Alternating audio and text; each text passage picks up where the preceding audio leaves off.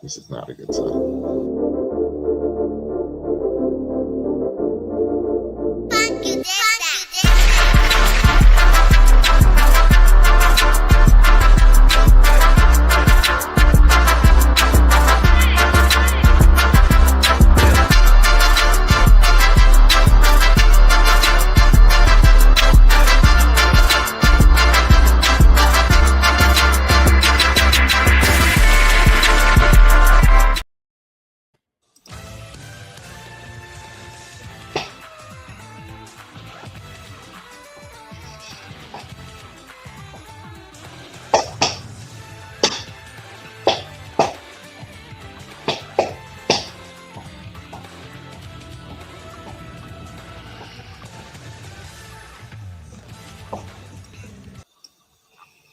Welcome, ladies and gentlemen, to another edition of Post Game Live. We are here live and in the building. I'm your host, Big Mike. Can't do it alone. I've got the man producer, Podcast Poppy, in the building. We are here as we are every night. This is going to be a long week, brother. I don't know if you're ready. Nope. This is a 4-pod week for me. This is a 4-pod week. So, yeah, and I'm already tired. It's day one, and I'm already tired. But we here, and I'm in a good mood because, man, oh man, I don't know what exactly is in the water or in catering right now. Catering. But keep that going because your New York Knicks, ladies and gentlemen, are on fire right now. They are playing some super impressive basketball. Like For the last two performances to be these blowouts. I mean, it's got to be very assuring for you. No, not at all. Assuring to be like, hey, we're capable to play at this level. It's refreshing to be like, hey, we haven't played like this, but it's good we can. We're getting Mikal Bridges sightings. Wemby just dunked on Gobert. Yes, he did. French on French crime. Yes. You know I couldn't wait. We are having Mikal Bridges sightings. This offense is cooking, and it's looking like they said it on the broadcast, it's looking very Golden State-ish. And you guys are hot. That is a like, good thing. Even with the bums playing, you guys didn't miss. Just, you talk about a Mikal Bridges sighting. We had a Tyler Kolek sighting tonight, and I was Kolek was balling. Came out hot. Up 30, and he was like, this is my chance. Gonna show this bum Jose Alvarado how it's done out of here. He's like, watch me throw this. He was hooping. He hit Landry Shamet on a fucking filthy pass of him like diving to the hoop, and Shamet just couldn't handle it. Because he stinks. That's why. I was like, wow. I was like, that was an absolute dime. I'm surprised we haven't seen Tyler Kolek outside of garbage time in these playoffs because he played so well in the cup, and he played well before he kind of got a little banged up. The cup. But I'm saying but those were he played great. Those were like high level minutes, and he played very well. He is a defensive liability, which I know, and he's not playing. Pretty sure that's why Mike Brown is like absolutely not. But he can run the team. He can run an offense. He's a good point. Like, he is a point guard. Yes. Houston could use him. Houston could use adults. So it's pleasant to see that. We had a Deuce, played well. I thought the Knicks played very well. Cat, weird game because I thought he played well, even though he had some dumb fouls. Which he does. I thought he played well, though. I thought he played fine. I thought he set up you guys for failure early. And then Brunson just said no. He was like unreal in the first half. He didn't miss. He could have honestly had. He could have scored 30. 50, 60. Yeah, he could, because that hack-a-mitch in the first quarter Was slowed fucking him y'all down. up. He went 0 for 4. I mean, he went 0 for 4. And it was the perfect storm. Cat's in foul trouble. You're doing hack-a-mitch. You have to play fucking what's his face? Hockporty. I was like, this is the perfect storm if Embiid decides to just play on the block. This is the same thing that happened in the Boston series in his first game back. He just settled for jump shots and jump shots and jump shots. And then he proceeded the next like 3 games to be like, wait, I'm the most dominant force down here in basketball. You guys can't guard me. So we'll see if that's an adjustment that Nick Nurse and them make. But if it's Embiid settling for jump shots, this series is as good as over.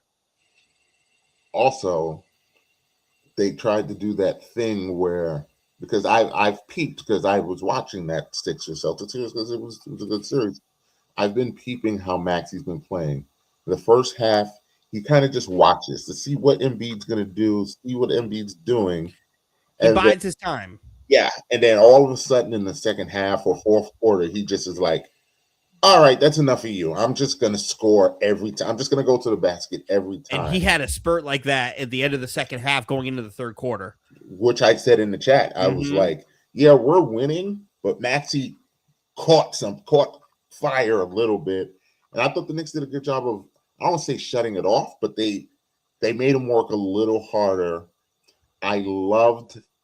Love is a strong word, but I liked, my fear in this series was the Maxey versus Deuce minutes. Those minutes were the minutes that scared me, and I thought Deuce did a good job. Just did a good job. Like Deuce did a good job. I don't need you to be Ron Harper. I don't need you to be Gary Payton. I just need you to make him work. And I thought Deuce did a good job tonight. I thought everybody did a good job. Mikal Bridges did a good job. At some point, we're gonna have to start. We gonna have to start talking about OG Anunoby, because OG is his X factor when he's playing well, like he did again tonight. The Knicks are they are a handful when OG's playing well. But the problem is he doesn't do it consistently enough. And this has been my problem with him since you guys got him, was he's not aggressive enough. He's not aggressive. Like he just, it's not like he's capable of doing this. He is. He's just not aggressive enough to pick his spots. And do it. When he decides, boy, when he looks around and he goes, wait a minute, I'm 6'9", 230, solid. You guys kind of just bounce off of me. Correct. Good things happen. Because let me tell you, Kelly Oubre cannot guard him. No. He's too small. And I think I saw a little bit of the Knicks plan, which I like. Is it OG on Tyrese Maxey? No, because I saw a lot of that. I saw that too. The Knicks they were hunting Kelly Oubre. That's who they seem to. That's the weak part. That's the weak. Kelly's a good defender, though. Like, he's not a bad defender. No, but he is the worst defender on the court. I would say maybe Maxey, but Maxey's just short. It's not a matter of him being a bad defender. But that's an advantage, though.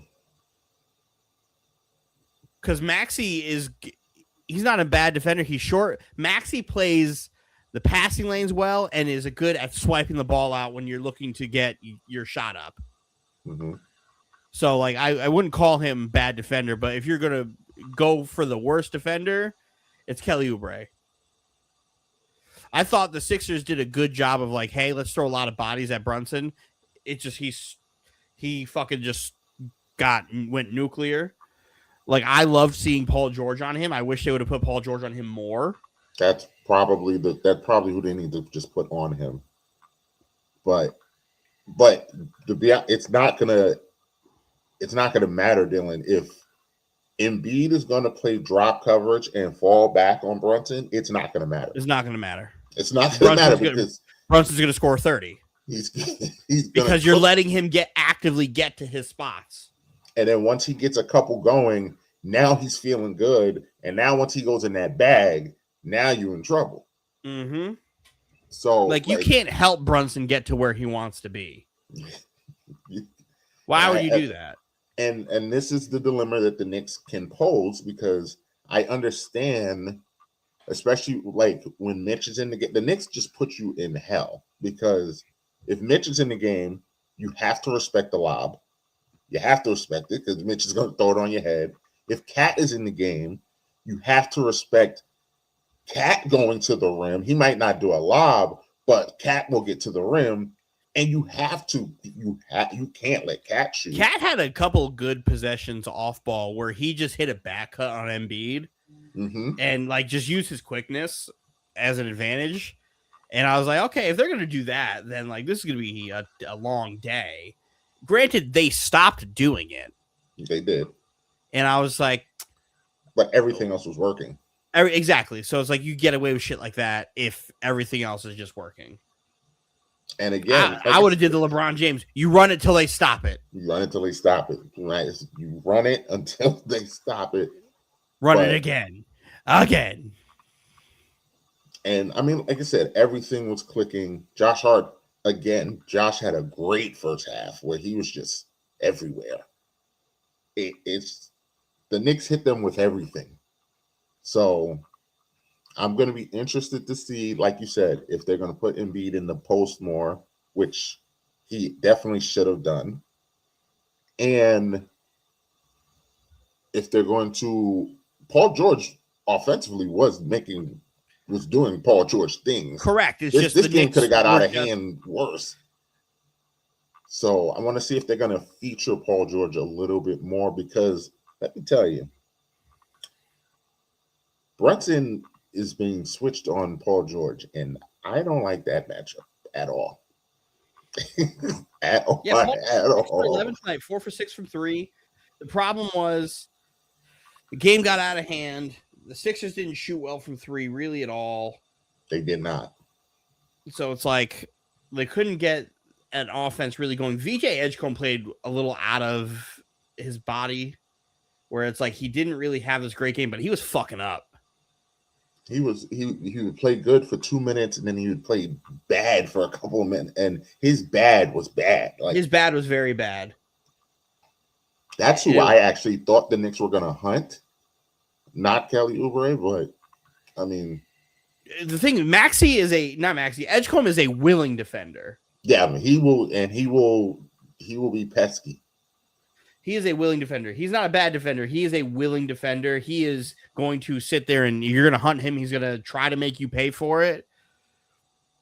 But his mistakes on offense and some of the things, like he didn't have a dirty play on Brunson in the second quarter, but he had a reckless play off of an offensive rebound. That cut that was because that play bothered me because what are you doing, Scott Foster? Like Joe Rogan. What are you doing, Scott Foster? Because he fouled Brunson when he ran into him the first time, and then you didn't call it, and then the undercut you almost did call. Like the undercut wouldn't have happened if you'd have called the first foul. So like the way this series is going to be officiated also will I don't want to say determine, but like it's going to go a long way, because as you saw, Embiid got the Knicks in foul trouble quick. But to be fair, they were fouls. I thought so. I didn't think their officiating was egregious. I didn't think he was not getting fouled.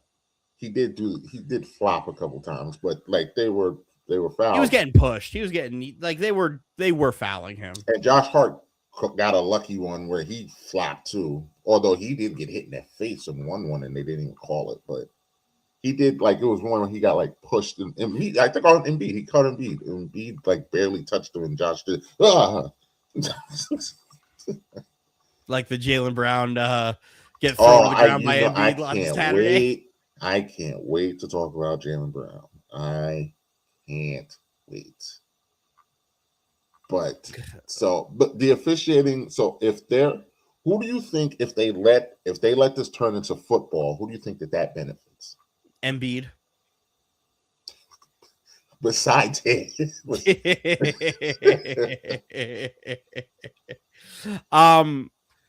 I think right now, just going off of the way the Knicks played, it would favor the Knicks. Because that will allow Josh Hart to just be a blitzing linebacker. Terror down there. I thought we were a little more physical to them tonight. Yeah, absolutely. But I think Embiid tried to set the tone early and then just got away from it. If Embiid doesn't get away from the contact and playing physical, we are looking at probably a closer game. Not the way Brunson was shooting tonight. Not a 40-point game. Because then Embiid's playing physical, you have to foul him. Your best players are in hell. Yeah. It slows the game down. But again, Brunson caught a heater, so we'll never know. Interesting game. Great night. Love it. We have we been on? Yeah, we were on after they won by 60 against Atlanta. Yeah. Yeah. Yeah, a lot's happened since then. Because when we did that show, we still didn't think that Philly was going to beat Boston. Even though I thought we still were like, there's a good chance that this is going to happen. I kind of sort of writing on the wall because they didn't have, like I said, they have no one to guard Embiid. They had no one. Let's start talking about that series, right? So I said it in the chat on Saturday. This is now 2 postseasons in a row where the Boston Celtics have decided to shoot themselves out of the series, not play to their strengths.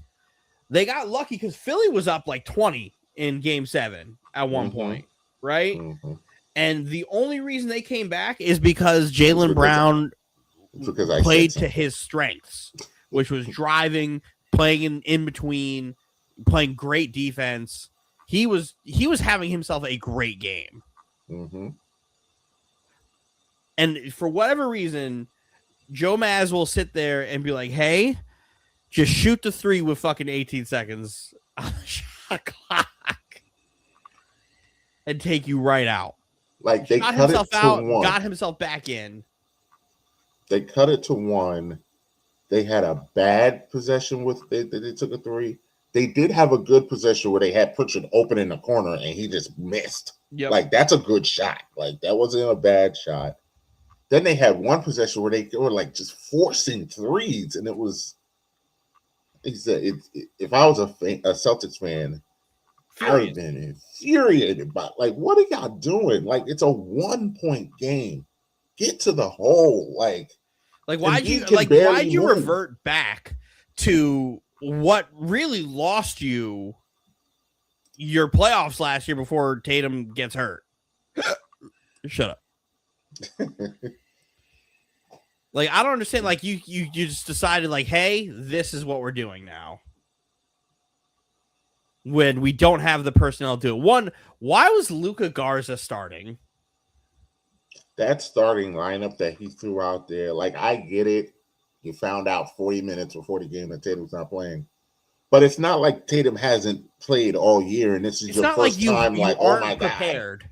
Like, Tatum is the end-all, be-all when you played 50-something games without him.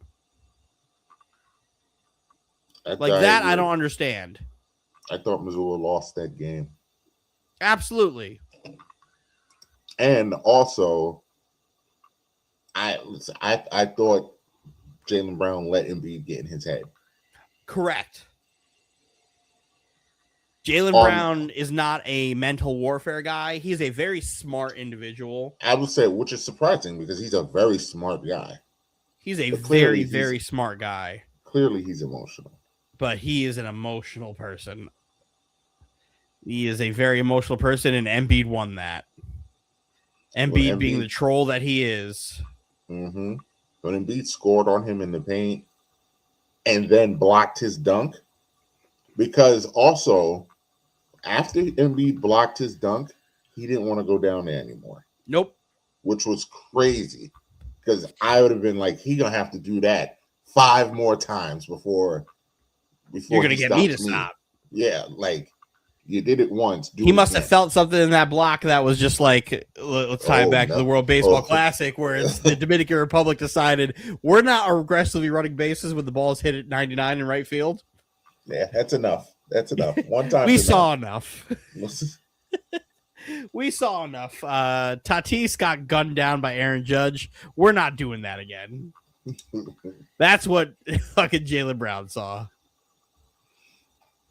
And that was a good win for the Sixers, man. That was a great win for their franchise. All of that. I put it in the chat. It scared me because it was like, oh boy, are we on an Embiid revenge tour? Because he hates the Celtics. The Celtics have had his number. We've had his number.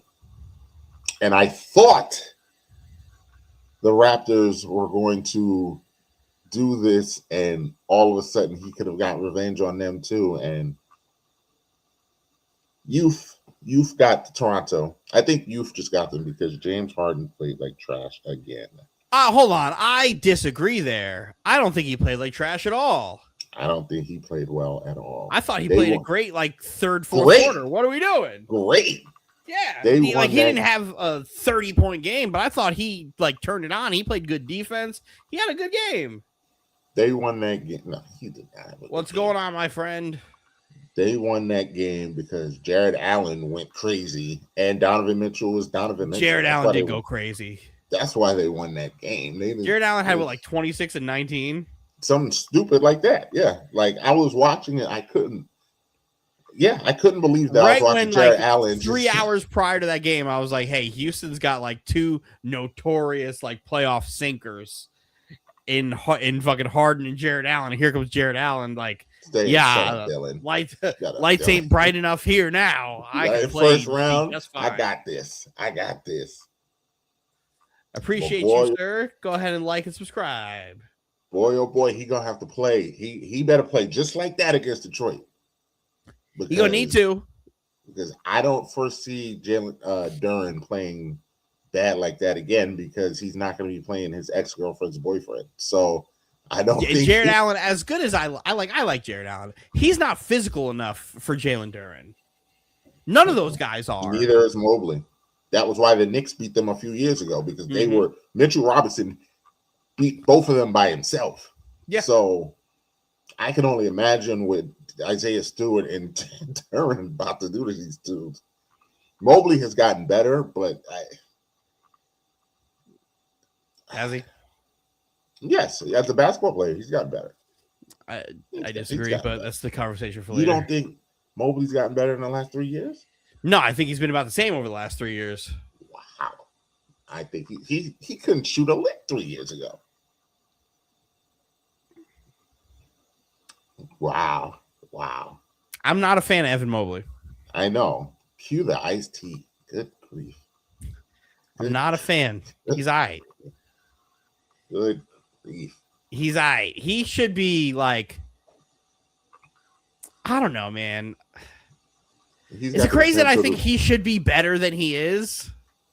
I mean, he should be better than he is, but better than he is a top 5-ish power forward in the league. Like, is that a lot to ask for my top 3 pick? But he's a top 10 power forward in the league right now. He's already a top 10. I mean, is that a like bar? Like, is that a high bar? Yeah, you're hating. Am I? You're hating. I don't know, man. Like, I'm a Scotty Barnes hater. Scotty Barnes better than him. Scotty Barnes was. He's had a great series. He had a great series for him, because I realized watching that series, dumb as a box of rocks, that I found myself I've been lumped in with you in your hate for Scotty Barnes. I don't have a problem with Scotty Barnes at all.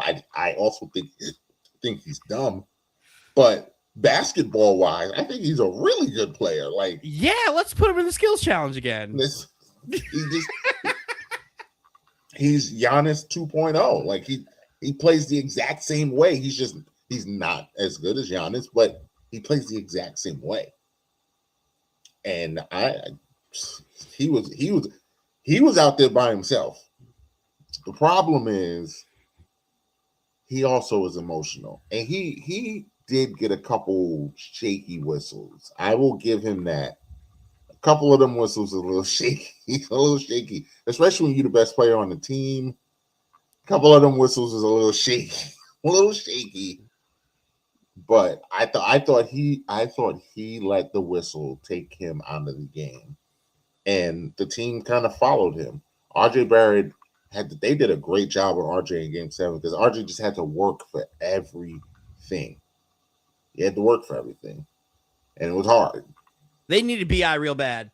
That's what I took away from that game. I took away from that game was, man, if BI was on playing in Game 7, Cleveland was ripe for the taking. Correct. Taking. Toronto just didn't have enough experience and enough offense. BI would have made a difference. And then I realized Quickly ain't played his whole series. Yeah. Oh, yeah. Toronto's good.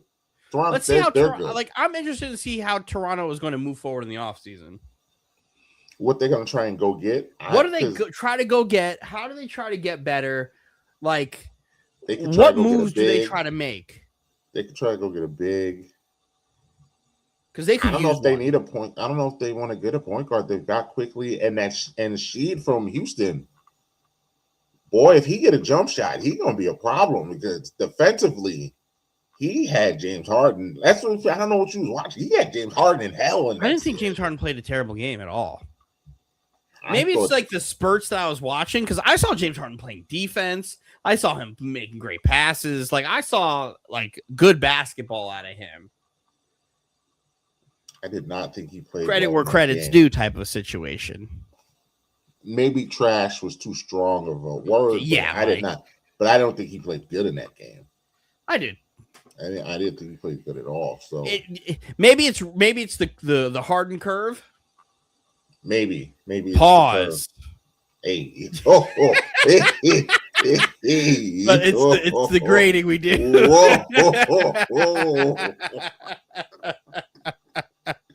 Whoa, it's not even midnight yet. Whoa. That was wild. Oh. My bad. Maybe we're grading him on a scale. Yeah, maybe it's just like, hey, Harden's usually either really good or horrendous. But I thought he played a good basketball game. Meanwhile, I had another block. That looked like a goaltend, but I'm not locked in on this game. It's the Spurs Timberwolves 10 blocks. Going on. I hate that's not a goddamn block. Actually, yes, it is. yes, it is. 10 blocks is insane. But what my point was going to be is I'm not locked in. I'm just kind of watching. He has 10 blocks and Ant is on one leg and Minnesota's down 1 point. That is not good for San Antonio. They're doing a good job of putting bodies on him, and the second he tries to set up the post, having somebody come from behind. Like they're forcing the ball out of his hand. He's taking his shots because he's trying to stay involved in the game on offense to keep them honest, but he's having a hard time because they're doubling him. They're taking him out of his rhythm. Naz Reid pushed him to the ground a few times. At this point, he's making up for it. Now, that is one thing that you would say about Wemby is he's a little light in the pants. And Minnesota got Gobert is a big man. We know Julius is just head down, run through your chest, and Naz Reid can be physical. So if there was a team that could just bully him, that's what Minnesota's going to try and do is just bully him. The thing with Wemby that I like the most is if you're able to take him out of the offensive game the way they're currently doing, there's still a whole quarter remaining, 2.5 minutes of this before we're like, oh, he's at 20. he's going to be involved on the other side of the ball. And right now, you can't tell me he's not in like complete control on the other half, on the other side.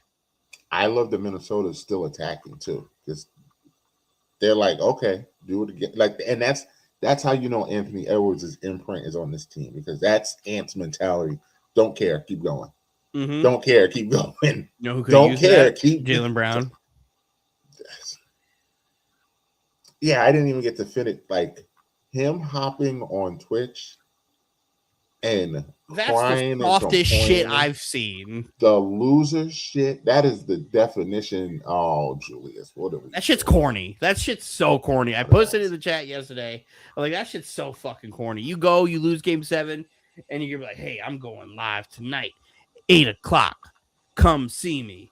And then you go and you say a bunch of dumb shit. You're just like, oh, Embiid's an all-time great, but he's soft and he flops. You were flopping too. I don't want to hear nothing. You were flopping too. Embiid You does go and you flop. pull out the one play.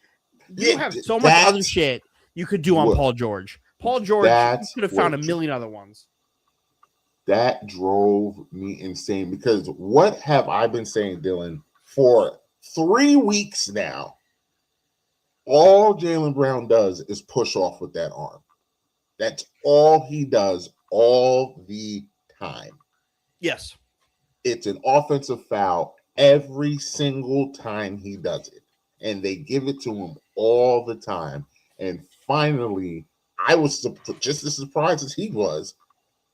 The refs were like, no, we're going to call that tonight. And in the playoffs, I should say, they've been calling it finally on him all play, because that's all he does is push off. And I mean, it's not like he acts like it's just a little nudge and that's it. No, he gets full extension time and time and time again. And you find the one time Paul George did it, and you want to cry and complain. That is such loser shit. Like, oh my God, I was so turned off, because I've always, you know, Jaylen Brown's a dog. He's a dog. That's who I would want on my team, because he's a dog. That right there completely changed my mind on him. Like, loser shit. And then he sits there and he goes, this is my favorite year that I've had in my career. And then does that after that. Bro, so you're going to sit here and tell me you lose game 7. You're bitching and complaining and moaning about the refs and how they didn't call, it wasn't a fair whistle. And then you're like, hey, my team's best player, their golden boy, didn't play all year, but I was chucking. And I had a blast. And we were the number 2 seed in the East before he got here. This is the most fun I've had in a Celtics jersey. Yeah, that boy getting traded. Again, and we said this, Dylan, when Kyrie had the whole anti-Semitic. There's no way you can be this tone deaf.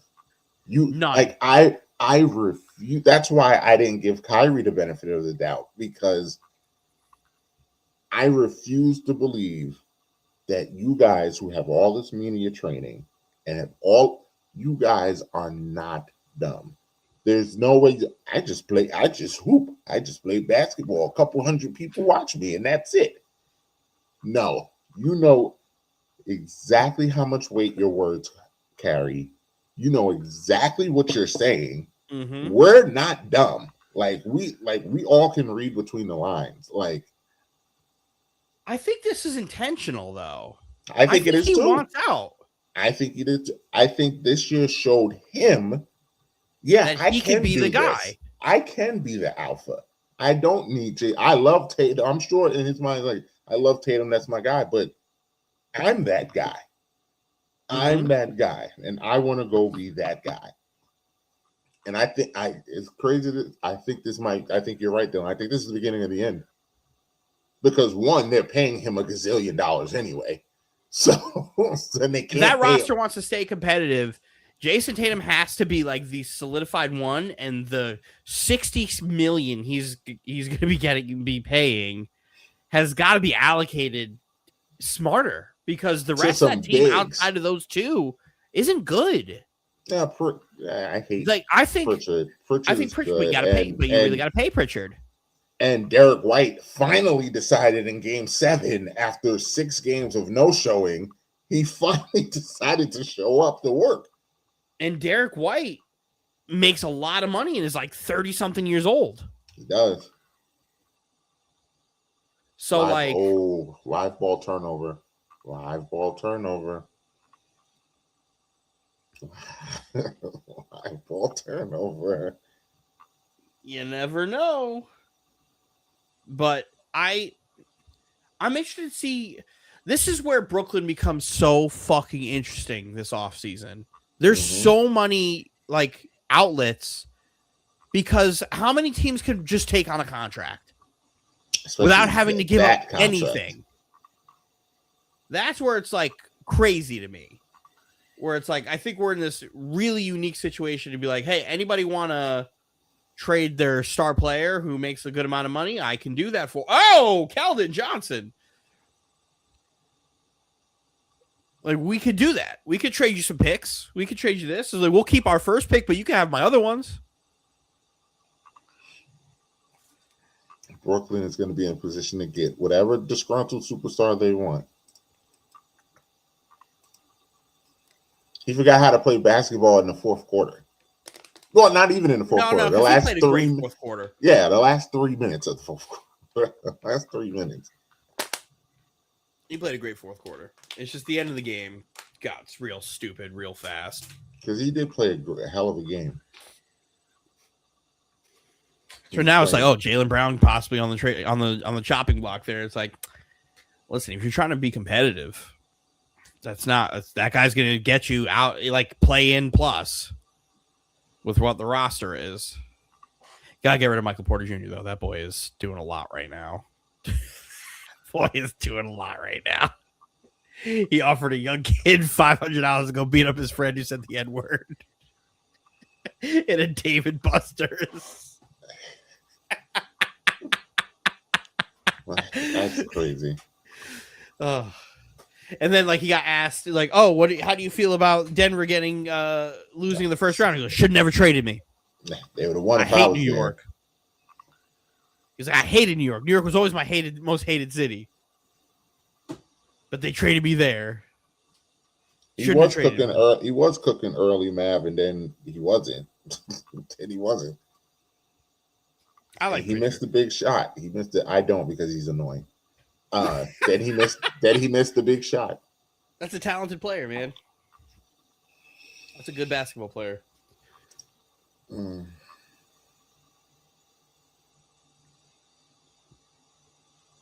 Define best. Yeah. What are we doing here? What are we doing here? What are we doing here? Denver, y'all lost. Denver lost. Those are two good teams. But Orlando put up a fight until Game 7, which was so infuriating, where it was just Paolo and Paolo. And again, Tobias Harris nowhere to be found, as Paolo is just being a man among boys. Desmond Bane picked a great time to not show up to work. Like that. And they brought him there for that. Like, for that moment there to help spark an offense. The guy couldn't get 20. Meanwhile, fucking 2014 Forest Hills Drive, fucking J. Cole, Tobias Harris scores 35. Taunting, talking shit. Y'all letting Tobias Harris go off on y'all in the Game 7. It's Jamal Murray. He should have got fired just for that.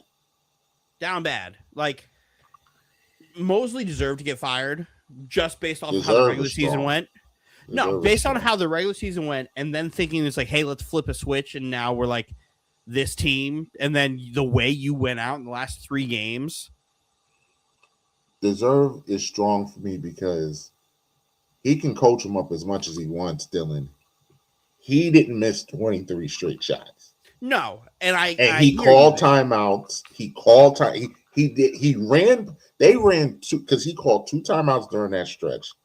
Both of the out of timeout plays ended up in a wide open look for a shooter, and Desmond Bane missed one, and I don't know if it was Paolo or if it was Black missed the other one. Like, wide open. Like, as a coach, there's nothing else I can do. Like, I can only put you there. If you're going to stink it up, then whatever. And Dylan, to be fair, they had injuries again. They were completely decimated last year. Last year was crazy. Not being able to play sucks so bad. They would have won if he played. I'm convinced they would have won if he played. But at the same time, I think he lost the team before the season ended. No, he did lose the locker room. And I'm a chief. If you lose the locker room, you got to go. But deserve is just strong because I don't think he lost that series. I think them players lost that series. Detroit took that series from them. Detroit's a good team. Once they lost Game 6, the way they lost Game 6, I knew that series was over. There was no way they were winning Game 7. If they would have lost Game 6 by 1 point, I would have gave them way more of a chance in Game 7. Correct. But the way they lost Game 6, I was surprised they was even in the game at halftime. I was surprised by that. But Paolo played a hell of a series, man. Paolo played a hell of a series where NBA Twitter decided this year they were going to shit on Paolo Banchero for no reason. Anthony ran with it. Meanwhile, everybody's chanting MVP at the fucking free throw line for that guy. For 3. I can't. Dylan, we're going to have to stay on for this whole fourth quarter because Minnesota is not going away. Defensively, they are intercepting every pass because the Spurs are making so many lazy passes off the inbound. That was a bad pass by Wemby. Wemby, that was a terrible pass by Wemby. And that was a bad pass by Daniel. Got lucky. Oh, you trying to cook Wemby? Yeah, you ain't got the bag for that. Oh, shit. What up, Ant? What up, Ant? Yikes. What more is Wemby supposed to do there? Like, not Wemby, anybody. That's good defense. That was they got lucky right there because that was a fucking hit the side of the rim. See, this is where this series scares me for San Antonio because if this is close, Ant's gonna break their heart. Like, he almost got that. Look at this fucking replay. He knew it was coming too. Swish. Jamal Crawford just made a great analogy. He goes, he just dropped the bat like he was Ken Griffey Jr. He did the step back, the jog backwards, like he knew he just got it. Ant's a dangerous man. They can't let Minnesota win this game. They can't let Minnesota get this. God, I forgot how awful Minnesota's regular jerseys are because we've seen them in the 90s joints. There is not an aesthetic in the NBA right now that I don't like more than this Spurs home court. I love this. The colors throughout the crowd, the court itself with the 90s logo. Like, this is unreal. This looks fantastic. Yeah, it looks great. I love it. Champagne, you can't just you gotta do something. You gotta do something. You can't. And then he gives you your little sign. You can't let that happen, Champagne. He is too little. He is too little. Let me tell you, he's too little.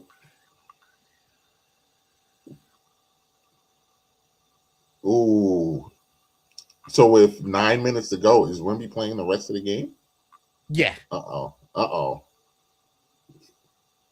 Do you have a Metal World Peace elbow?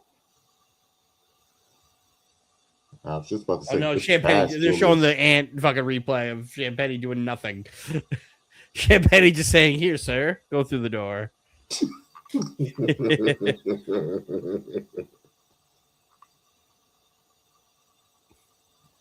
Now, Detroit, Cleveland.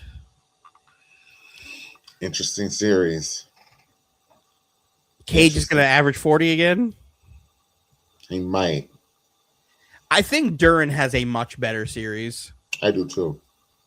I think you get closer to the 20 a game. 20 and 10. That he was getting in the fucking regular season. That series to me can go either way. Go, Steph. Because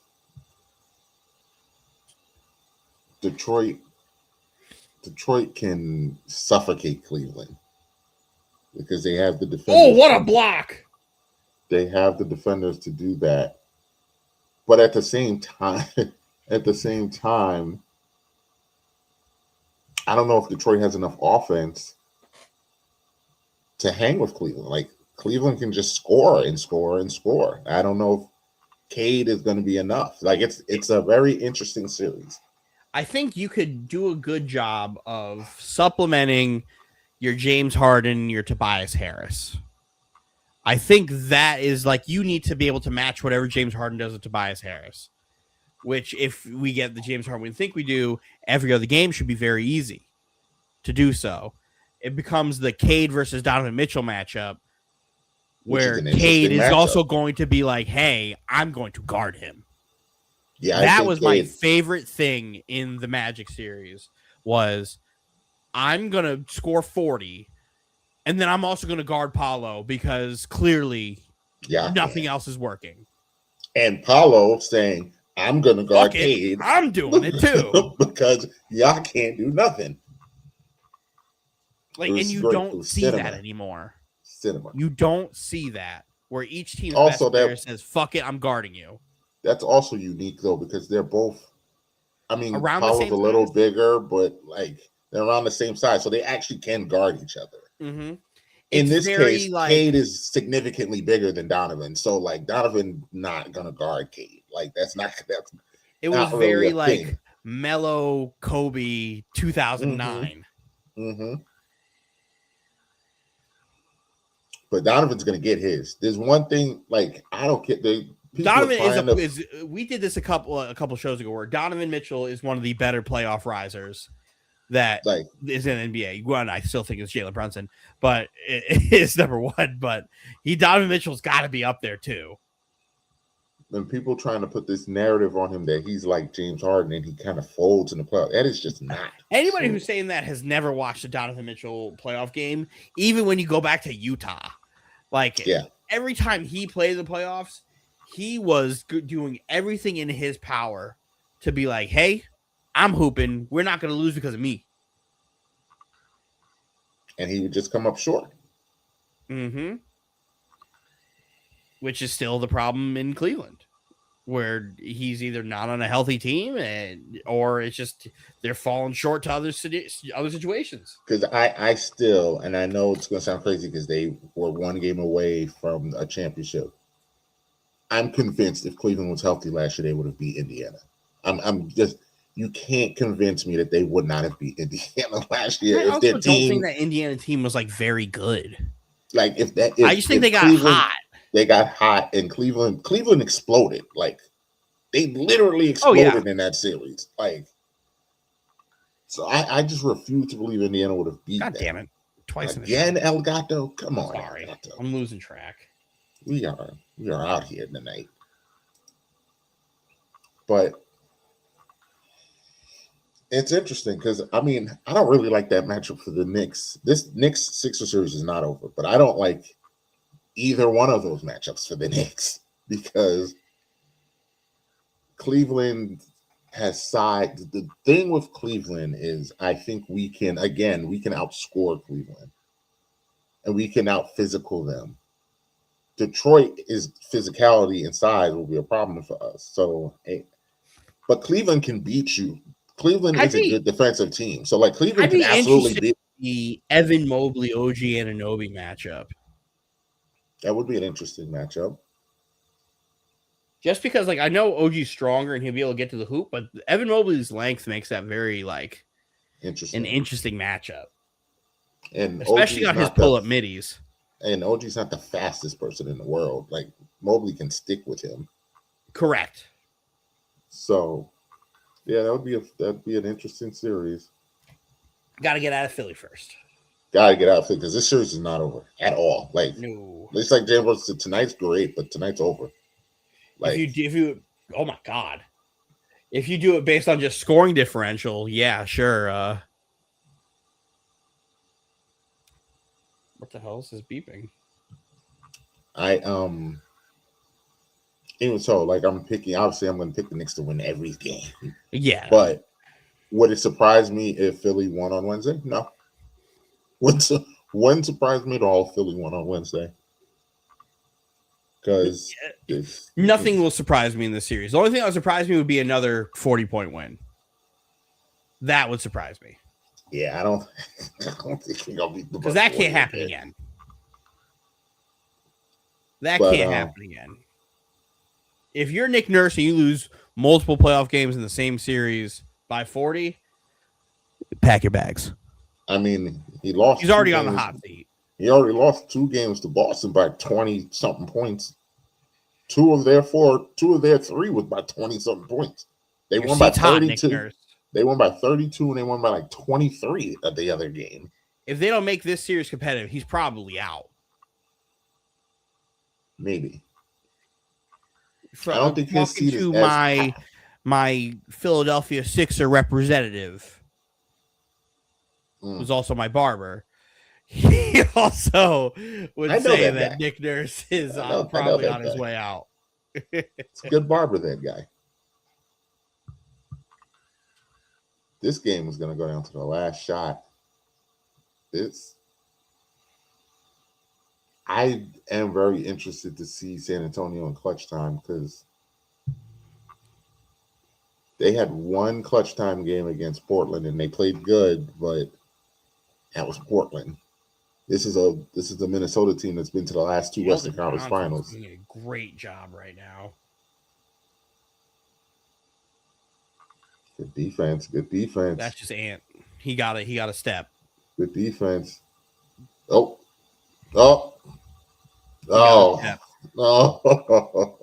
He just got a step. That's all it is. Keldon Johnson did his thing. Talking.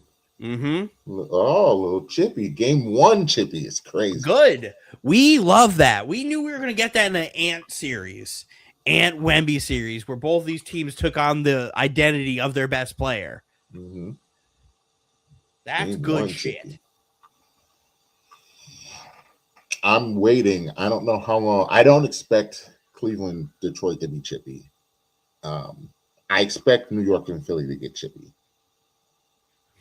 I expect because eventually, yeah. If it's not going to be next game, player. Cat likes to talk. Like that series is going to get chippy too. Cat doesn't like talking to Embiid though. He doesn't like Embiid. They hate each other. I love that shit. I love that they hate each other, but at the same time, there's respect there. There's more respect than there's not, but Cat's not going to jaw at his face. No, he's going to walk around and talk like he does, and that's loser shit. I don't like that shit. It's the bodega. Yeah, we don't like that. That's soft. We don't want that shit. While this game is on commercial, I mean, actually, we've got time. We've got time because it's only Monday. I was going to ask you your feelings on this UFC card on Saturday. Oh God, it's actually a pretty good card. I saw today that Dana White is going to keep those two separate all week, and they won't be face to face till they get in the cage. Probably for the best. I think it's for the best. I think it's for the best because the fact that Dana, let's take this off. Let's lean back. We'll have a candid conversation here. The fact that Dana is acknowledging, hey, this is going to be really, really bad, just based off of what we know, because there's a saying that if you don't know the past. If you don't know history, there's no way you can move forward, yada, yada, yada. He has already lived this with Conor Habib. Mm-hmm. It's only going to get worse with Sean Strickland. People will die. People will die. There will not be a fight because people will be in jail for attempted murder. But This is what happens when you're not able to nip the Russian guys in the UFC in the bud because you don't adapt to their style to try to beat them. And now we have a bunch of bald guys with beards and no mustaches running the UFC. That can't throw hands at all, but all they do is maul. You guys didn't want to learn how to fight against it. Now you're complaining about it and you hate it. Do something about it. Somebody's got to punch one of these dudes in the face.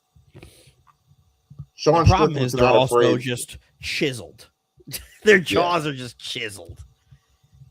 Sean Strickland's not afraid to punch these dudes in the face. The problem is Sean Strickland is not good enough for this.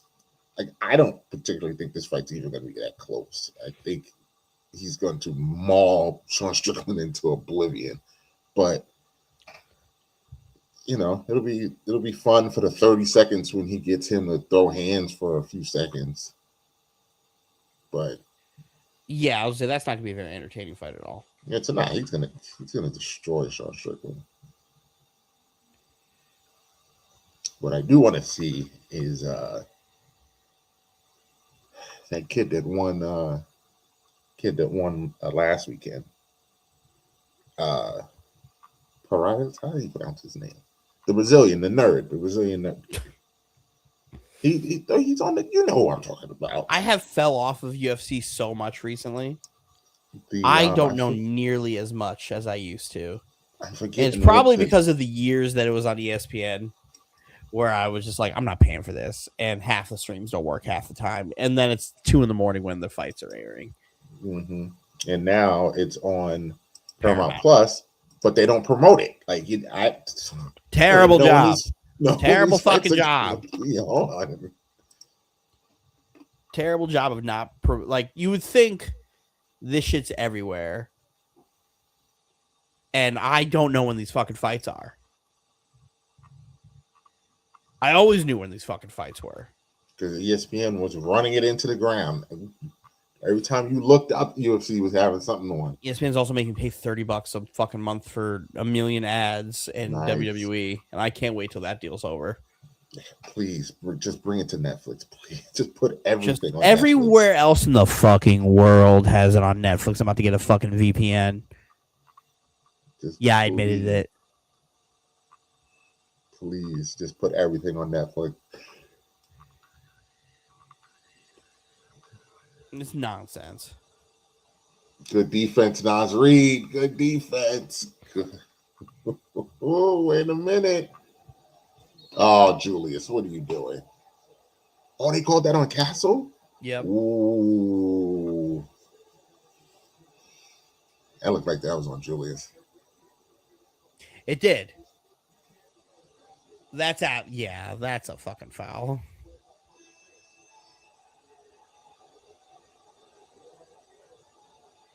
Jamal Crawford. That's a play on to me. Imagine a guy coming in and saying nobody's watching this while you're watching this, commenting something so stupid. What type of bot is this?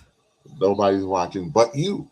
But you, it may not be a million people watching, but your dumbass is in here commenting. Can y'all both shut the fuck up? Crazy. Don't you have anything better to do?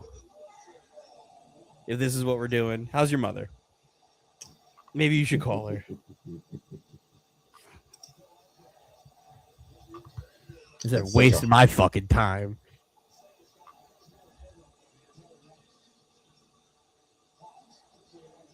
Oh.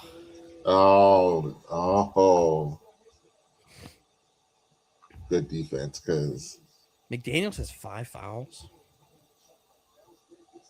Shout out to Jamal Crawford. He's so good at his job. So much better than Reggie Moore. Shut the fuck up. So much better than Reggie.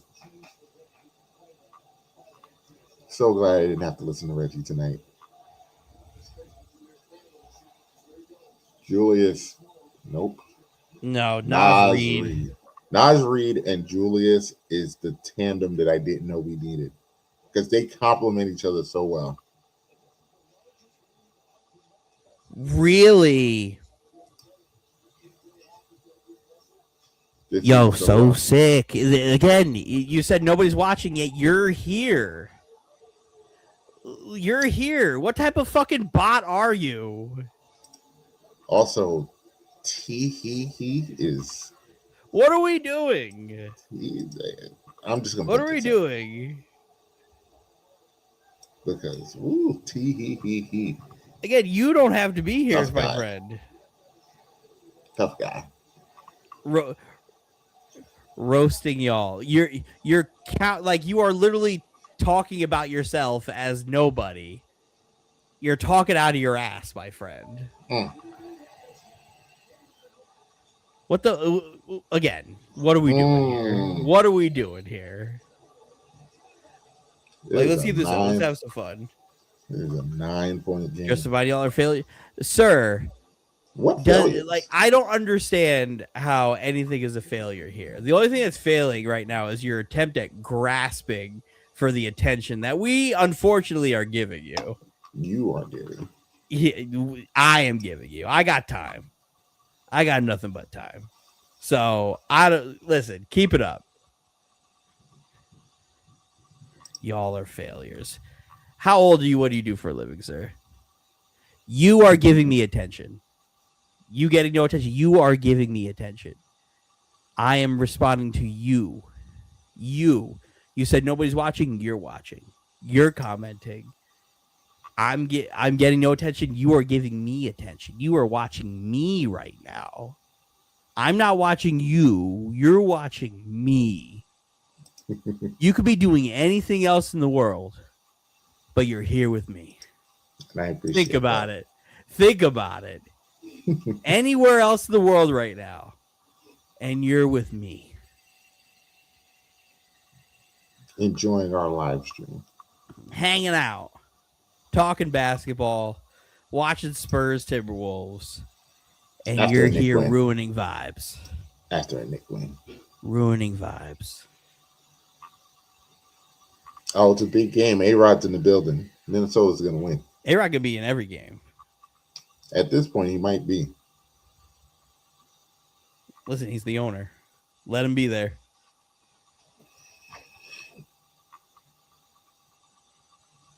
All right. 9 Do you point think this lead. is six? This got 6 written all over it, right? I think it goes 6-7. Finally, somebody actually worth my time shows up in the chat. T Severe and not this fucking tabalala bar in my fucking nonsense comment section. Holy shit. What T. a Severe, block. welcome. What a block. My goodness. And looking to put them to sleep. Come on, we got to get some offense here. That's a travel. Oh. De'Aaron Fox moving his feet a little too fast. No, I don't think that was a travel. He had a little ding, ding, ding, ding, ding, ding, ding. Like a Scooby-Doo tippy toes. Yes.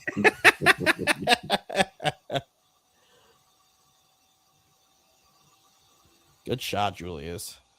I like this Julius matchup. That's a good matchup for him.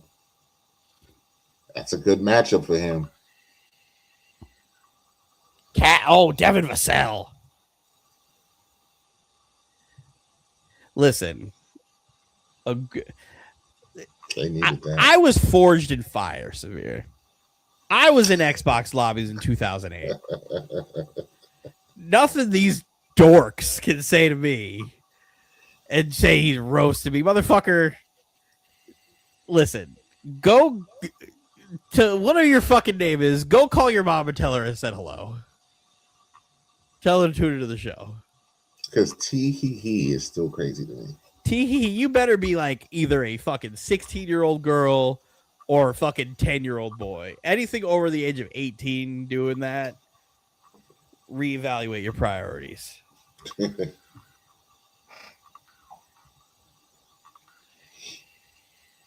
Post-game live always brings us some fucking strange ones, man. After Where's midnight. Chang? It's after It midnight. is after midnight. We should have fucking known better. It is. It is. We should have fucking known better. We do it to ourselves. We walk into this, and I said, let's try to do it early. The Knicks are up by 30. Let's try. I gave you the heart. Still didn't get on here. I only took 5 minutes to get in here. We still got on late. Listen, I was in Modern Warfare 2 Search and Destroy lobbies talking shit. Look, having more shit. Talking shit. Forged in Fire. Gears of War lobbies talking wild shit to grown-ass adults at 16 years old. I was there. That dork wasn't. I was called the N-word many times. Many times. Many times. And Michael Porter Jr. never offered me $500 to beat up anybody.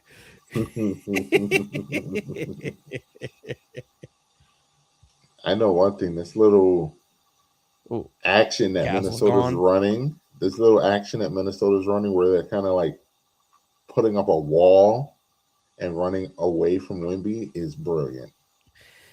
Castle's out. He just fouled out? Yep.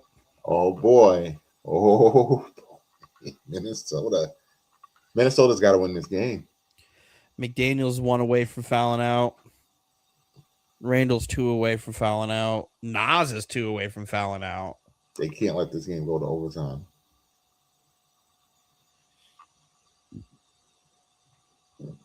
This Spencer kid, boy. He kind of looks like Scotty. Like in the face. A little bit.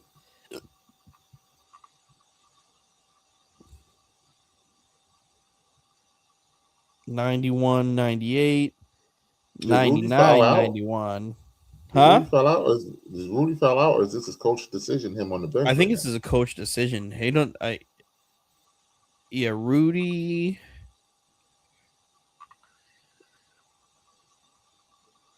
Yeah, Personal Rudy's only got 1. I mean, I can't. It's working. Oh.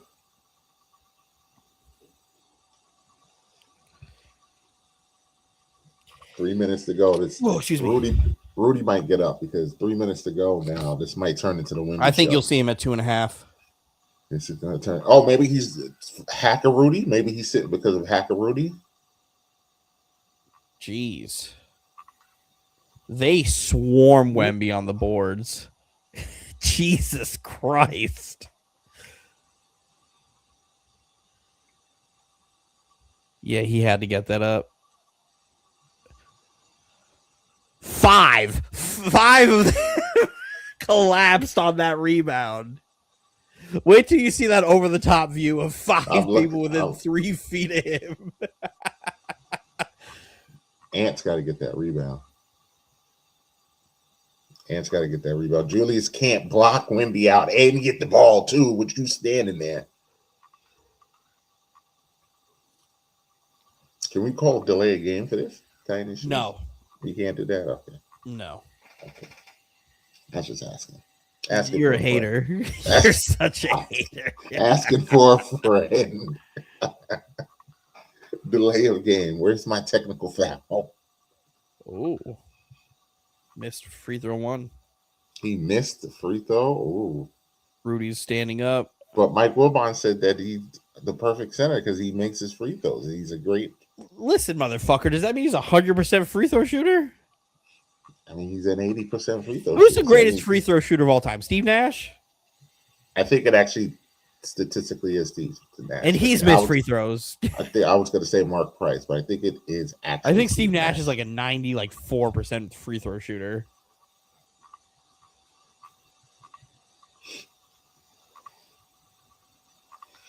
Wemby. Although I'm pretty sure I've never seen Reggie Miller miss a free throw.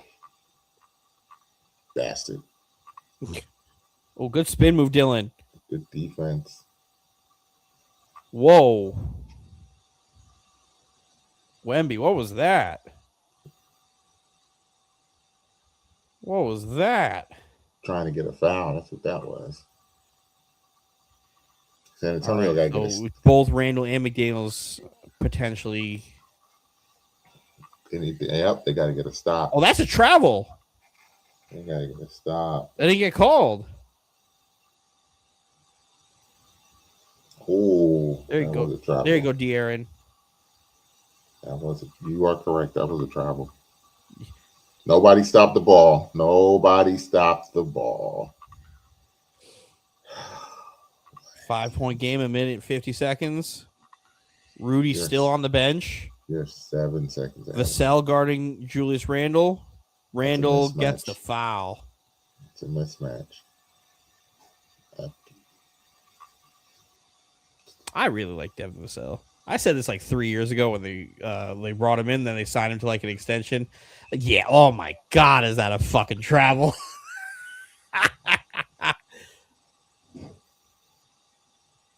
Yeah, when I saw it live, it was a travel. I thought it was blatant live.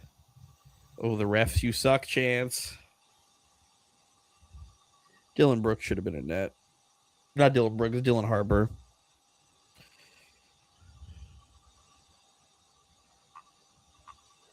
Ooh, top 5 in order. See, T Severe, stat guy Severe. Curry, Nash, Price, Rick Barry, Dame. I feel like Steph Boogie, of course, Steph Boogie. I feel like I've never seen Steph miss a free throw, but at the same time, I've seen him. I feel like I've seen him miss like big free throws. He only misses them when they matter. I do feel like I've never seen Dame miss a free throw. Dame like never. I do feel like I've never seen Dame miss a shot. I've seen Dame miss shots. I've seen Dame miss shots. He is one of those ones where it's like, for the life of me, I can't remember like them missing a shot. Where do you have Dame all time as a shooter? Is he top 10? He's got to be in the top 10, right? I think so. I don't know if I would put him top 5. Oh, let him shoot that. If Steph Curry didn't exist, Dame is probably the greatest shooter of our generation. Clay still exists. Clay does. But Dame does everything Steph does. He does. Like there's not a shot that Steph can make that Dame can't make. Correct. Whoa, that's a foul. I was about to say, whoa. It's a great foul because Rudy stinks at free throws. That's a great pass by Shannon.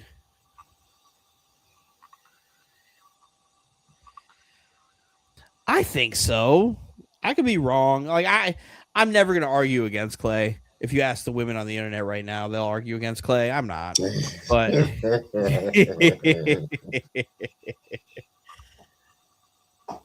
I would not put him over. Yeah, foul Rudy again. Knicks won tonight. Knicks won. And Minnesota is winning right now over San Antonio. Yeah, I mean, that's the sentiments I expected you to have. I don't know what fuckle means.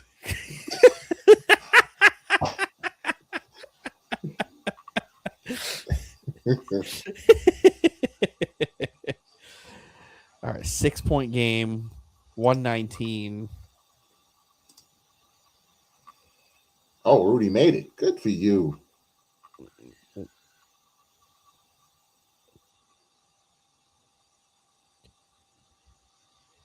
Champagny is playing a fucking great brand of basketball right now because Wemby's playing like ass.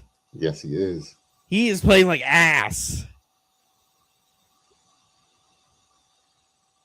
And here's Vassell on Julius Randle again. And it's a mismatch again. Julius Randle is just dribbling the air out of the basketball. That's a tough bucket. Okay, Your Julius. Head coach cheats on his Julius. wife. Okay, Julius. Okay, Julius Randle. Oh! Mean mugging. Look out. Oh, Jesus. They score so fast. Clay's not the individual creator that Dame or Steph is, but as a pure shooter, there are a few better than... Correct.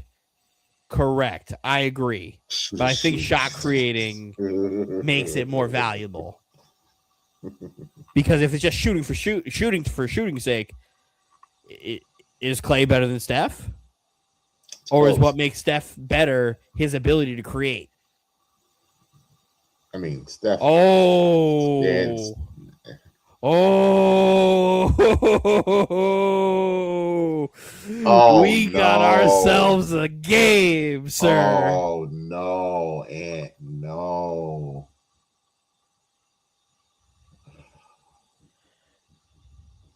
Oh. Back to No. Julius Randle on Devin Vassell. It's Wemby a rotates. oh. It's a mismatch every time. It's a mismatch every Brick. time. It's a mismatch every time. 4. Come on, Julius. 3. Come on, 2. Julius. 1. Ah. What a game. What a game. Oh! Whoa! What a game. Woo. What a game. That is the shot you look for. This Champagny is a good shooter. That was He got a good look. I thought he was going to make it. He got a good look. And almost fucking lost him that game. And almost threw the game away. Oh. That would have... Woo! Woo! I mean, it's not over, but Minnesota just won game 1, Blackheart, so not so fast, my friend. This game's got... Give me 6 more games of this. Give me 6 more games of this. That's exactly the shot you want, Champagny. Naj Reed went flying. He did exactly... Listen, hey...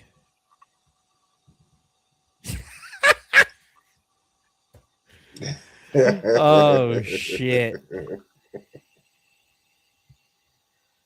Wow.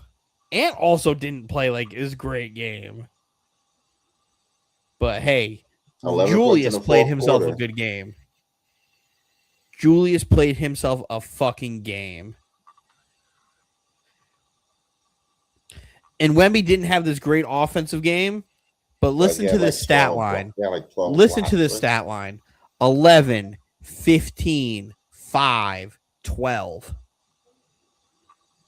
He only had 11 points? Wow. He only shot 2 free throws. That also is interesting. The only free throws he shot were in the fourth quarter. Wow. I don't want to say it's a master class, but that's a damn good job by Minnesota. And the Spurs will adjust. They will. They Absolutely. will. They're a well-coached team. I will say because they have a really good coach. God damn it. Come on, Elgato. Bro, I'm fucked up. I was fucking arguing with Trafalgar D. Waterlaw over there earlier, and I fucking stopped paying attention. Yes and no. I do. I think they have an unconscious bias, but I don't think Jalen's whole "I'm outspoken," so I speak about the refs, so the refs hate me. I wouldn't go that far. If the refs decided Game 7, now we got him. Time to get him now. Like, I don't think that's what happened. Does it help him that he's bitching and moaning in Twitter? No. Maybe on Twitch, no. Loser but no, I think what he's doing is calculated. I think he's trying to get out. No, I don't think Giannis goes. I don't think Portland would blow it up to get Giannis. Because they would probably have to get rid of Scoot in that, right? Yeah, absolutely. If I'm Milwaukee, Scoot and maybe Debbie. No, you need to keep Denny. Denny is like the piece that can't get touched. If I'm Milwaukee, that's what I want. Then you keep Scoot. I don't think he'll go to Portland because I think Milwaukee's asking price will be too high. And Brooklyn has like a gazillion picks. And Golden State's willing to do whatever they want to Golden State's willing to give Steph one more. everything. So there are too many teams that will be in that sweepstakes, including the Knicks. The Knicks might be in it too, and that would trump it too because the Knicks have talent. I was gonna say the Knicks have talent that these teams don't have, but like the Knicks have cap. Nobody else is going to offer anybody. That's the problem with this. It's what the Bucks are going to be looking to do. Are the Bucks going? Because the Bucks, they're going to blow it up. It is what it is. So like they just hired a coach without consulting Giannis at all. He's not there next year, as far as I'm concerned. It's just a matter of what Milwaukee wants to do. Does Milwaukee want to take on just expiring contracts and be bad and just have a collection of picks, or do they want to be like, hey, we'll trade Giannis, we'll try to still be like a playing team and like compete and try to win like 45 to 50 games, maybe, depending on the team that we can field. It all depends on the direction they wanted to go. I think the cat way is a Band-Aid to it, but who knows? You'd be the only person who would understand the reference I made, so I appreciate it. Went right over my head. Yeah, you wouldn't know, Mike. I'm like 1,300 episodes and chapters into One Piece. You don't know who Trafalgar D. Waterlaw is. No, I never met the young man. You don't know about the Will of D? No idea who that is. That's fine. Traffy, he became a warlord of the sea by capturing the hearts of hundreds of pirates and giving it to the world government so he can get diplomatic immunity. Does it sound like a honorable person? He's a pirate. There you go. Fun fact, the pirates in One Piece are actually, to the world and the people in it, the bad guys. But they should be. As we see it, they're the good guys because we're seeing it from their perspective. The world government is the bad guys, but the world government and the Marines are the good guys to the people in the show.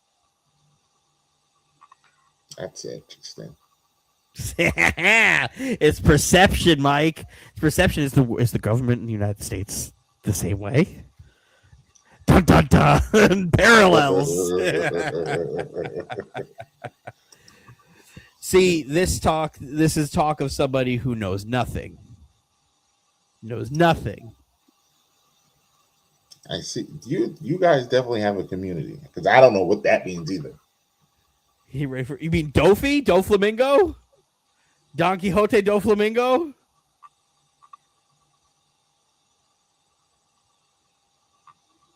Ooh, hold on.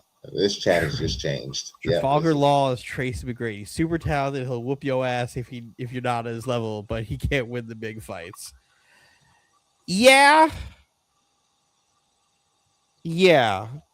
When the fights he's definitely punching up in all of the fights he's trying to do. So, all right, Mike, let's educate you. Let's educate you on the world of One Piece. Trafalgar Law, he has his main thing is he's trying to take down a weapons arms dealer named Don Quixote Doflamingo, who one you would think in a Japanese show, why is this guy named Dominican, right? But it's actually the island he's on is very much so just a Spanish island of Spain, right? And everybody on the island's like toys and shit. It's fucking crazy. I guess I have to explain devil fruits to you. Devil fruits are fruits that give you powers, but in a world where everybody's pirates and you travel on the water, you have to have a give and take. So if you eat the fruit and you get the powers, you can't swim. So that's you want to have all this great power and you are on the seas sailing, but if you fall in the water, you can fucking die immediately. Or do you say, fuck that power, I still want to be able to swim and shit, right? That's what you have to worry about. So you figured out that's your moral dilemma on that. So this weapons arms dealer, Don Quixote do Flamingo, he makes fake devil or helps make and distribute fake devil fruits to Emperor of the Sea named Kaido. They're called smile fruits. I was going to, but it's too much. That's too much. I can't do that. Doflamingo is also a pimp. Not like actually, but that boy got drip. That boy got drip. That boy got drip. It's crazy. That boy got drip. So the smile fruits, they either replicate other devil fruits or you're just fucked up and you have this crazy smile on your face and you can't fix it. You're smiling all the time and then you also still can't swim. So they either work or they don't. And it's really just like a curse. Also, the guy that is also Doflamingo the pimp, who also is like the weapons arms dealer, also like helped raise Law when he was a dying young boy who had like 3 years to live and ruined his life as well. So there's a lot to that too. Law is awesome. He's a great character. Yeah. It gets complicated. It's a lot. It's complicated. Steven started his One Piece journey. He watched the live action and he was like, you know what? I'm starting. After years of me trying to get him to start. But where would you go to watch this? Netflix. One Piece is on Netflix? Yes, it is. All 1,300 episodes? For the most part, yeah, I think so. You'd be able to watch a lot of it on Netflix. Didn't know that. You're not even going to start. So there's a large dynamic, but Law is awesome. He's a character you meet like 300 episodes. Too? He's a woman too? No.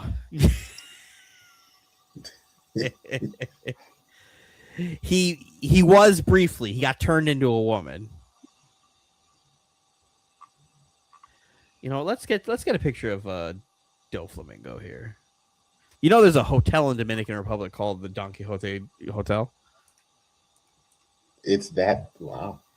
No, that's not a One Piece reference. That hotel. That is just shows like the references and how deep the man Ichiro Oda is willing to go to build the world that he's in, where he's looking to pay homage to these islands and the world with real life shit. There's a villain named Enel in Skypiea who literally is just Eminem. He's literally just Slim Shady. And they are building a theme park. Universal, I think, is getting a theme park. Let me see. Do I have a good picture of Dofi? That's his nickname, Dofi. In case you're wondering. Fucking Twitter. Twitter doesn't have anything good. It's just cut. You don't see the full drip. Because he has no drip. Nah, that boy got drip, Mike. Hold up. That boy got drip, Mike. That boy got drip. Woo! Him and Crocodile. Crocodile got drip too. That's an interesting outfit. It is. He's also like 9 feet tall.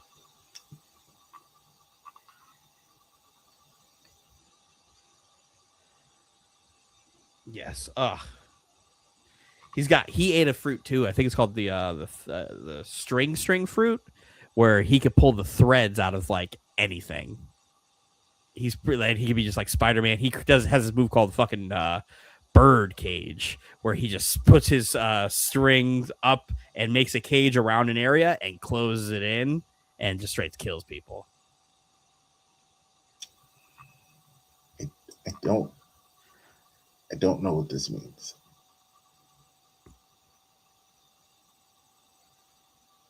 Thanks, DJ. I don't know what that means. I feel like I should know what that means, but I don't know what that means.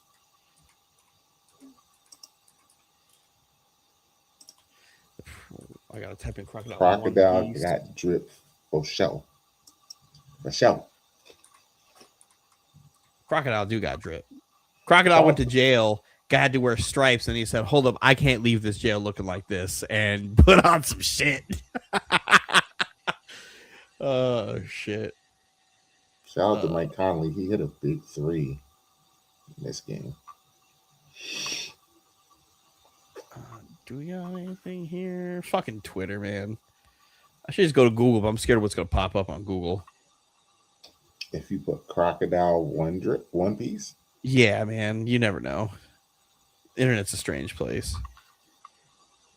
I'll take your word for it and not look. Yeah, please don't. My dog right there. He got this like fur coat on the back that he don't ever really wear. He got sand powers, so he's a sand person. He could turn into sand, he can manipulate sand, dehydrate, all sorts of shit like that. He don't have a hand. So that's his hand. Yeah, that hook is also poison. Oh. Yeah.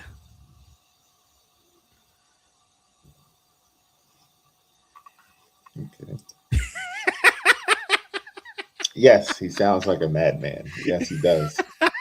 Absolutely sounds like Bro, One Piece is a fever dream. It really is. I'm sitting here talking to Steven about it. He's telling me everything he's going through. He's like, it's good. He's like, it's good. It's just weird. And I was like, well, you're about to hit like where it gets to like, you're about to be on the roller coaster and it's keep going up and up and up and up. Ah, it gets real emotional. Pirates. A man made of rubber. That's the main character. He ate a fruit. He can't swim anymore. Ate a fruit. Listen, the fruits are everywhere. There's a fruit called the jacket fruit. And I know Savir's going to sit here and be like, holy shit, why are you telling him this? It's completely useless, right? It belongs to these. One guy ate it, and he's really short, really tiny, but his brother is really, really big, really strong, but he's a big pussy. So what happens is the guy who ate the jacket fruit can be worn like a jacket. So the big brother puts him on. So then little brother becomes the big brother, uses his body and strength to then fight. Okay. Yeah, it's a horrible fruit. Fucking horrible. So, yeah, I'm glad I got to educate you on some One Piece. Where's Roz when we need him? What? Roz would be all in on just like telling you random bits about the One Piece world that are super confusing. He's somewhere. He's somewhere out here looking down on MetLife. There's a group of people who have 2 elbows on each arm. That is also weird. Mm-hmm. One of them, his name is Scratchman Apu.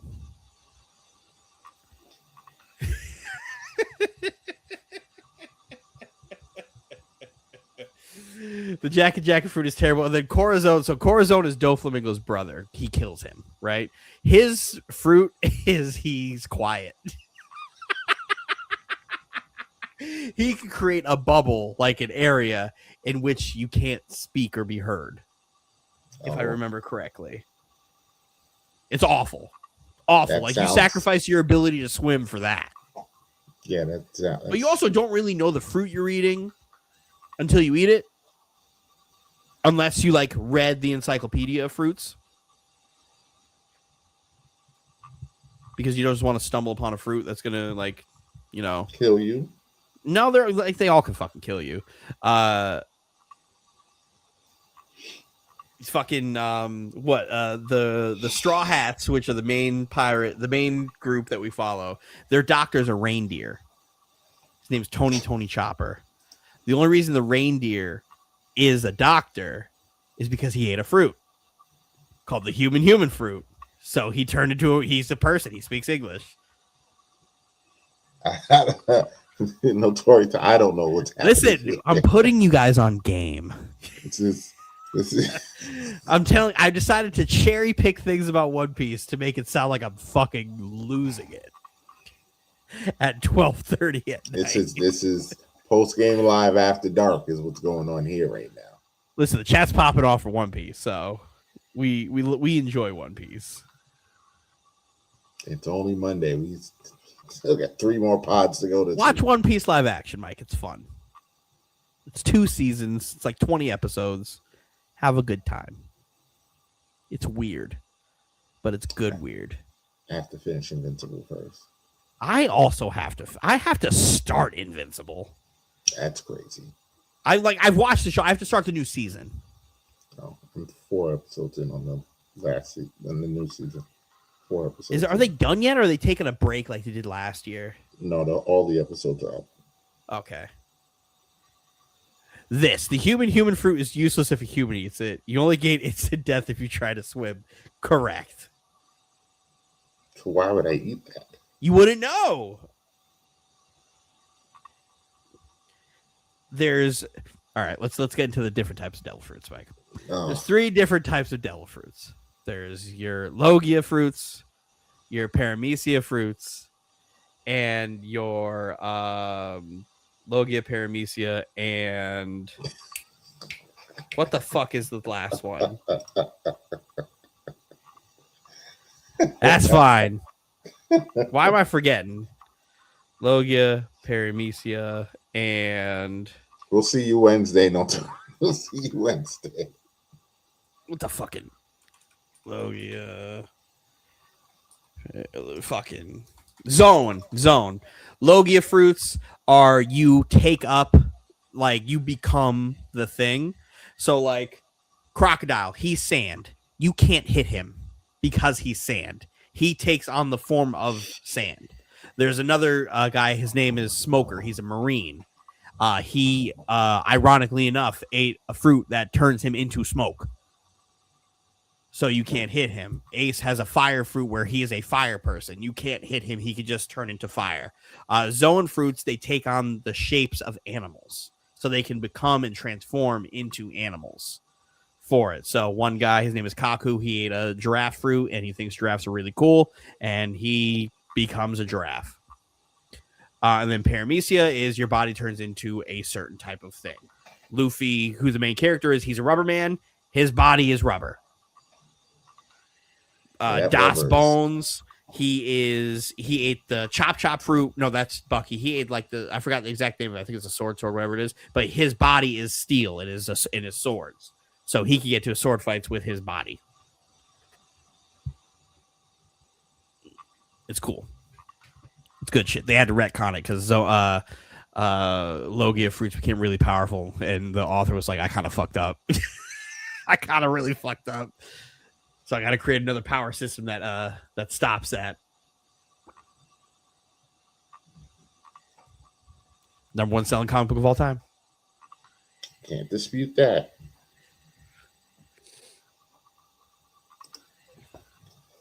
All right. Well, we will. I love that T-Sphere likes One Piece. Eustace Captain Kidd has a magnetic devil fruit. Yes, he could just grab every piece of metal and turn it into like this massive gun. So he's Magneto. Yes, he is essentially Magneto. He got fucked up by Red Hair Shanks and lost his arm, so now he has a permanent metal arm. Because he also is useless. His name is Eustace, but they call him useless because he gets waxed every fight too. He's somewhere sinking to the bottom of the ocean right now.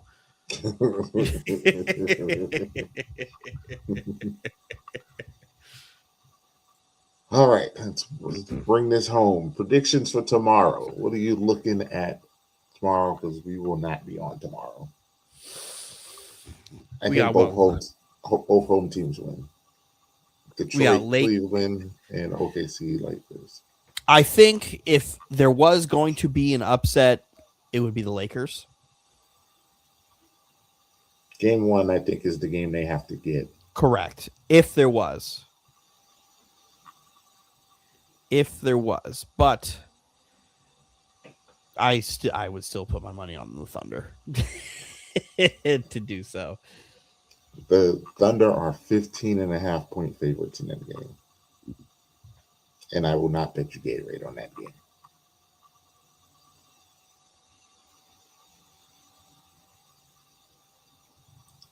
Oh, That's tough. Yeah, I just saw that. Even Severe is saying, yeah, Lakers lose by 15. Yeah, I'm not going against the. yeah, We're just gonna go chalk here. 15 We're and a just half. gonna pick the 1 seeds. I was to say I'm just gonna pick both home teams tomorrow. Would I like to see the Lakers win? Sure. I would. Am I expecting it? No. Nope. Rough night for Philly. The Flyers lost 2 and down 0-2. Womp womp. Womp womp. Wednesday we'll be back. Knicks, Sixers game 2. Minnesota, San Antonio. The Reds lost 4 straight. Good.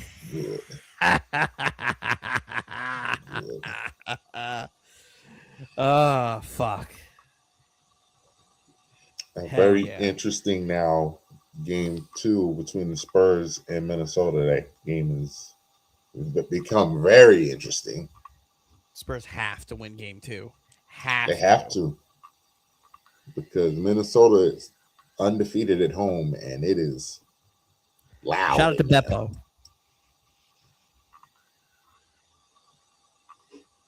Beppo took Adderall and became a fucking massive bear.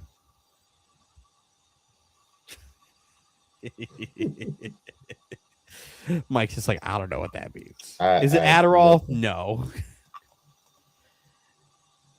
But did he take instant HGH? Yes.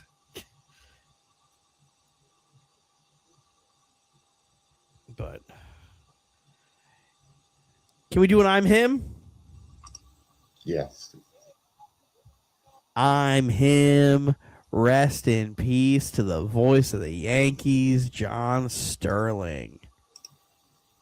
John Sterling has called almost up until about a year ago every Yankee game of my life, every Yankee game of Mike's life on the radio. Every Yankee fan has listened to John Sterling call a game.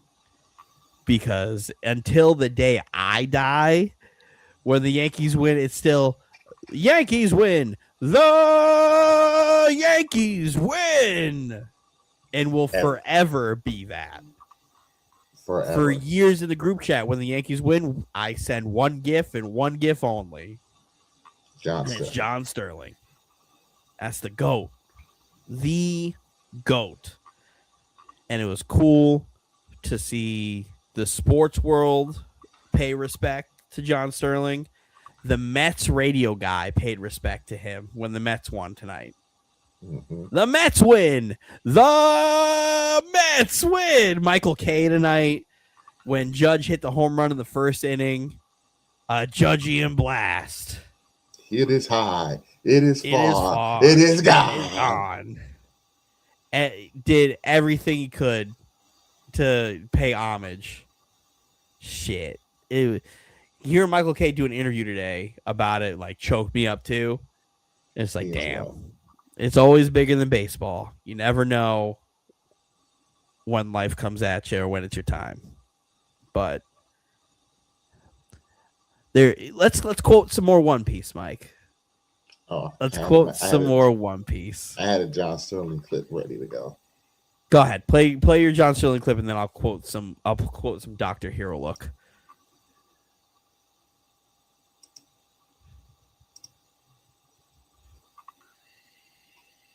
To the microphone is the voice of the New York Yankees. Here is John Sterling. Well, Susan, I thank you. 1-0 Seattle, bottom of the 8th. 1 out, no one on. Here's Bernie. It'll be a 3. Burn, baby, burn. It high in the air to deep right. That ball is high. It is far. It is gone. Bernie goes boom. He drills a home run the short way in the right field seats. Burn, baby, burn. And the Yankees tie the ball game at 1. We're tied at 1, and this place is going nuts. 2 away. The Yankees down to their last out. And here's Chino. This moment 1 right here. 2 out. Pitch is swung on and drilled. The deep right center. It is high. It is far. It is gone. The Bam Tino. When 2 outs in the bottom of the ninth. Bam He Tino's drills a a game great time call. 2-run home run. Oh, the Bam Tino delivers big time. And the Yankees on the precipice of defeat tie the game at 3. Posada is the base runner, so Broch is, of course, the tying run with 2 outs in the bottom of the ninth. Hip, hip. Now Kim, 1-0. Swung on and hit in the air to deep left. That ball is high. It is far. It is gone. I don't believe it. Once Neither did I, again, John. Deja Neither did vu. I.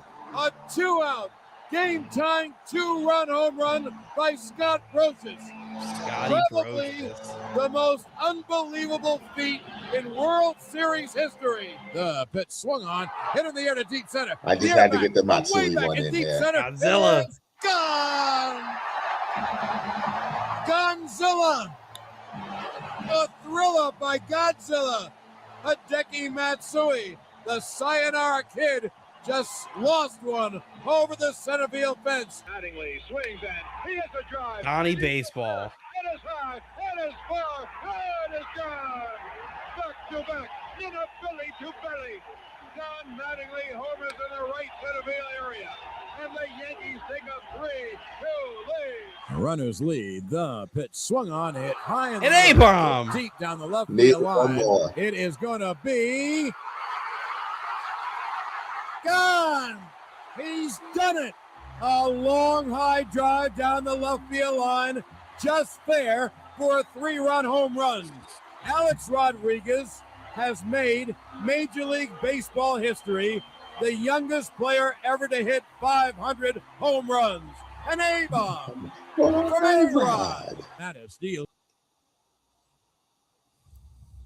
His call on 62 is also a great one that Judge mentioned earlier on it. But back to my my One Piece quote, because we were talking about One Piece for 30 minutes. And I forgot to play the Grande Man Can. The Grandy Man can is like Gio Urshela, the most happiest fella. Or a text message from Teixeira. Oh, Captain, my Captain. A Stantonian blast. And that was the last one he did, was a stand. Robbie Cano. Don't you know? Oh, No one liked him. And yes, Dylan is correct. Every Yankee game since I've been alive has been called by that man.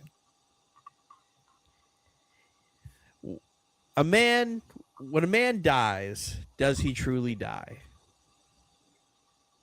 A man dies when he is forgotten.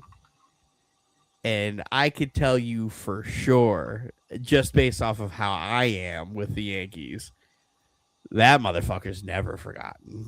That motherfucker's going to live in infamy forever until I die.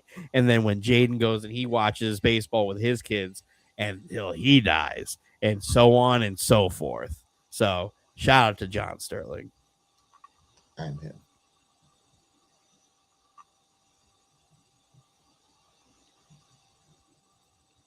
Take us home with whatever One Piece stuff. That was it. That was my quote. Oh, that's great. That's great. That was my quote. Shout out to Dr. Hero Look. He's the one who taught the reindeer how to be a doctor. Except he was a bad doctor.